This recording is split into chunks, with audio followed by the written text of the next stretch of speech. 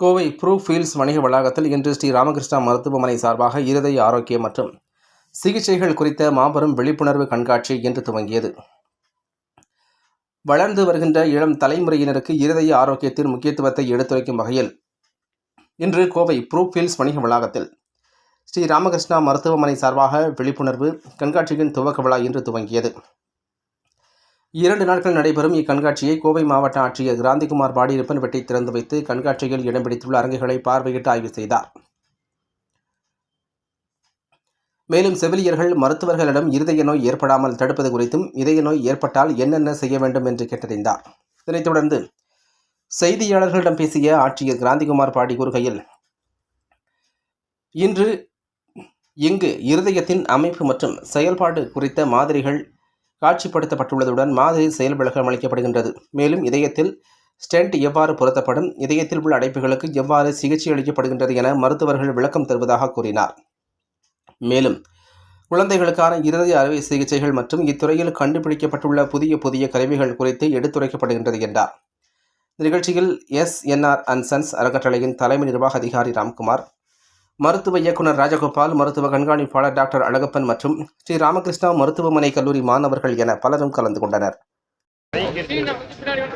World heart டே முன்னிட்டு நம்ம இருதயத்தோட நம்ம வெல்னஸ் எப்படி காப்பாற்றணும், அதில் என்னென்ன மாதிரி நோய்கள் வரதுக்கு வாய்ப்பு இருக்குது, அது தவிர்க்கிறதுக்கு என்ன பண்ணணும், ஏதாவது நோய் வந்துச்சுன்னா அதுக்கு என்ன மாதிரி சிகிச்சை பெறணுங்கிறதுக்கான ஒரு விழிப்புணர்வு நிகழ்ச்சி இன்னைக்கு இந்த மாலில், நம்ம புர்ஃபீல்ட் மாலில் ராமகிருஷ்ணா ஹாஸ்பிட்டல் சார்பாக பண்ணியிருக்காங்க.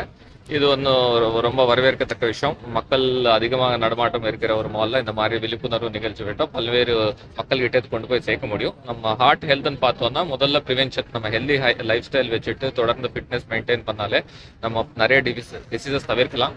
அதுக்கப்புறம் கான்ஸ்டன்ட் மானிட்டரிங், நம்ம கவர்மெண்ட் சைட்லையும் நம்ம MTM மூலமாக மக்கள் தேடி மருத்துவம் பல்வேறு திட்டங்கள் மூலமாக அவங்களோட ரெகுலர் ஹெல்த் மானிட்டர் பண்ணிட்டு இருக்கோம். ஸோ எல்லா மக்களும் ரெகுலராக அவங்களோட BP, சுகர் ஒரு 40க்கு மேற்பட்டு இருக்கிறவங்க ரெகுலராக ஃபுல் பாடி செக்அப் வாங்கிட்டு ஏதாவது ப்ரிவென்டிவ்லாம் நம்ம கண்டுபிடிக்கிறதுக்கான வாய்ப்பு இருக்குது. அதுக்கப்புறம் ஏதாவது நோய் வந்துச்சுன்னா அதுக்கு தகுந்தையான சிகிச்சை அவங்க எடுக்கணும்.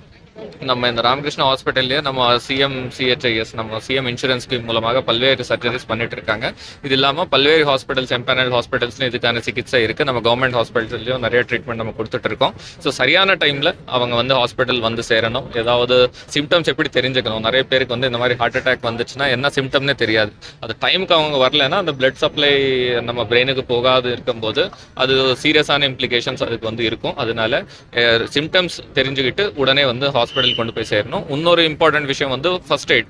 இங்கே ஒரு CPR எப்படி கொடுக்கணுங்கான டிஸ்பிளே வச்சிருக்காங்க. ஏதாவது ஒரு மனிதர் இந்த மாதிரி சிம்டம்ஸ் காட்டுறாருன்னா உடனே என்ன ஃபர்ஸ்ட் எய்ட் அவங்களுக்கு கொடுக்கணும்.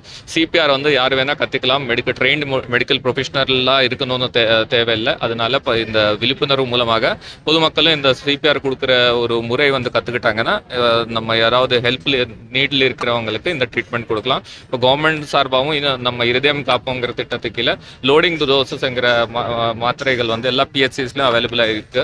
யாருக்காவது இந்த மாதிரி சிம்டம்ஸ் வந்துச்சுன்னா அந்த லோடிங் டோசஸ் டேப்லெட் அவங்க எடுத்துட்டா அவங்க ஹாஸ்பிட்டல் போயிட்டு சிகிச்சை எடுக்கிறதுக்கான ஒரு விண்டோ அவங்களுக்கு கிடைச்சிரும். இந்த மாதிரி பல்வேறு வகையில் எல்லாரும் இணைந்து, நம்ம கோயம்புத்தூர்ல நல்ல மெடிக்கல் எக்ஸ்பர்டீஸ் இருக்கு, பல்வேறு ட்ரீட்மெண்ட்ஸ்க்காக மற்ற மாவட்டங்கள்ல இங்கே வருவாங்க.